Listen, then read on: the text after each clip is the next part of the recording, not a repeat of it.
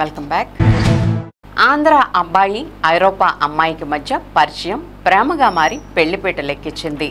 వీరి వివాహానికి హేలాపురి నగరం వేదికగా మారింది. వీరి మతాలు కులాలు వేరైనప్పటికీ పెద్దల సమక్షంలో వీరిద్దరూ ఒకటయ్యారు. ఈ జంటను చూసిన వారు, వీరి పెళ్లి తిలకించిన వారు ఔరా అంటూ ఆశ్చర్యానికి లోనవుతూ ఆశీర్వాదాలు అందజేశారు.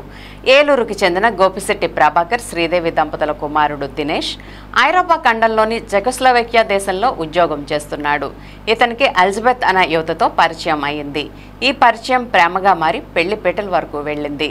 ఏలూరులోని ఆదిత్య సెంట్రల్ హోటల్ ఫంక్షన్ హాల్లో వీరి వివాహం గురువారం రాత్రి జరిగింది. ఈ వివాహానికి యువతి తరపున కుటుంబ సభ్యులు, బంధువులు కూడా హాజరయ్యారు. సుముహూర్తాన ఒకటైన ఈ జంటను చూసేందుకు ప్రజలు ఆసక్తిని కనబరిచారు. ప్రముఖ వ్యాపారవేత్త వంకినేని భానుప్రకాష్తో పాటుగా పలువురు ప్రముఖులు దీవెనలు అందజేశారు.